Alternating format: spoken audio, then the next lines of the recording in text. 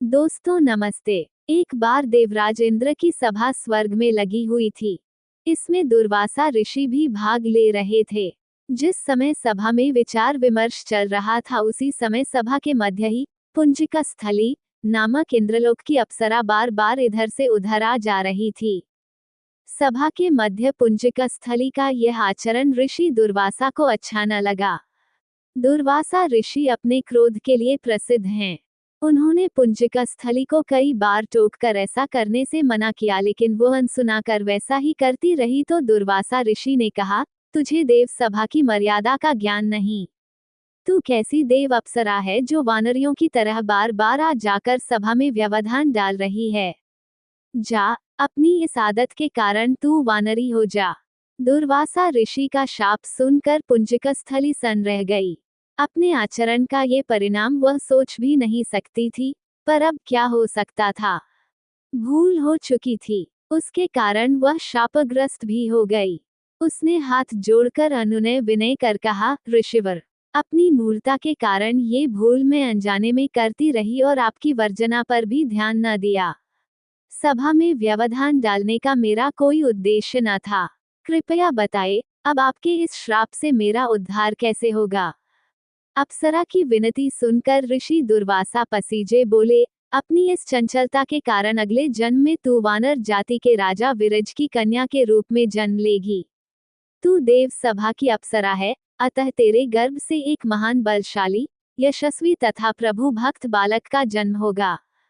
पुंजिक अप्सरा को संतोष हुआ। पुनर्जन्म में वानर राज विरज की कन्या के रूप में उसका जन्म हुआ। उसका नाम अंजना रखा गया।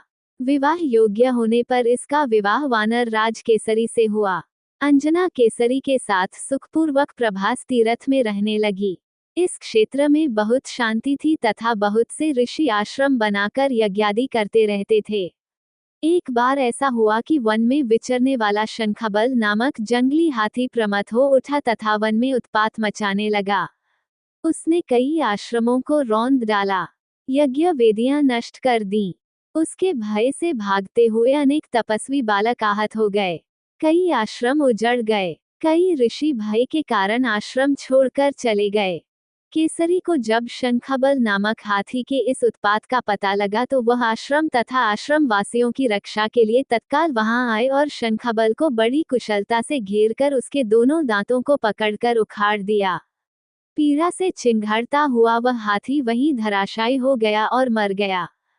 आश्रम की रक्षा के लिए उनके अचानक पहुंचने तथा हाथी को मारकर आश्रम वासियों को निर्भय कर देने वाले केसरी का ऐसा बल देखकर ऋषि मुनि बहुत प्रसन्न हुए और केसरी के पास आकर आशीर्वाद देते हुए कहा, वानर राज केसरी, जिस प्रकार तुमने आज हम सबकी तथा आश्रम की रक्षा की, इसी प्रकार भविष्य में तुम्हारा होने वाला पुत्र पवन जैसे वेग वाला होगा तथा रुद्र जैसा महान बलशाली होगा।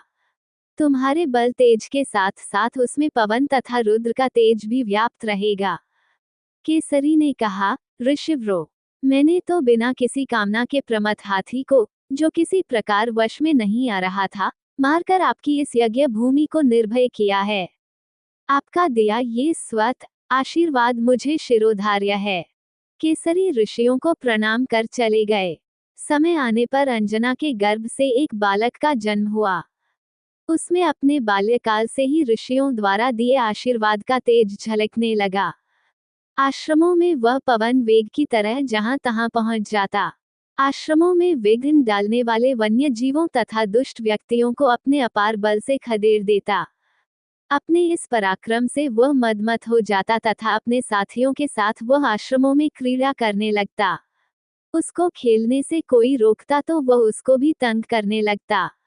बालक तो था ही, उसके बाल कौतुक से जब ऋषियों को असुविधा होने लगी तथा उनके पूजा पाठ और यज्ञ में व्यवधान आने लगा तो उन्होंने उसके स्वभाव में शांति लेने के लिए आशीर्वाद जैसा शाप दिया कि तुम अपने बल को हमेशा भूले रहोगे। जब कोई तुम्हें आवश्यक होने पर तुम्हारे बल की याद दिलाएगा तब फिर तुम में अपार बल जागृत हो जाएगा।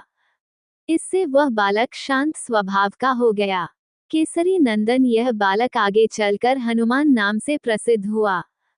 सीता जी की खोज के लिए जब कोई समुद्र पार करने का साहस नहीं कर रहा था और हनुमान भी चुप बैठे थे तो जामवंत ने हनुमान जी को उनके बल की याद दिलाई थी।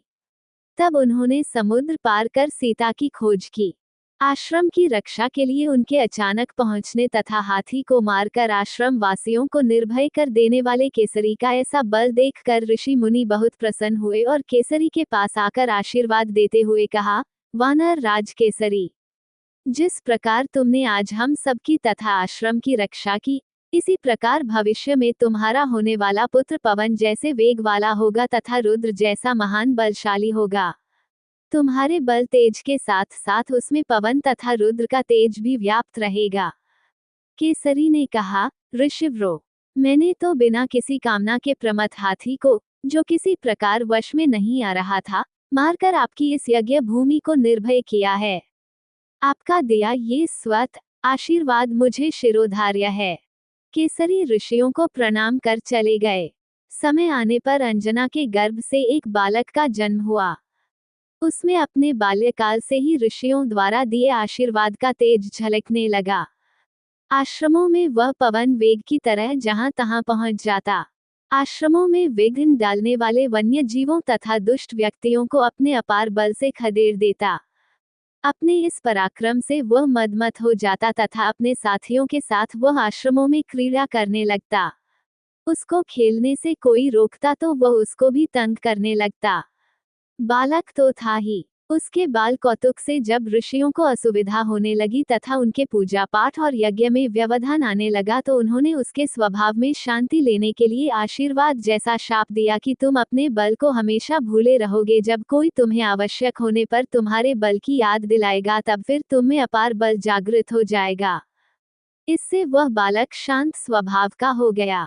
केसरी नंदन यह बालक आगे चलकर हनुमान नाम से प्रसिद्ध हुआ।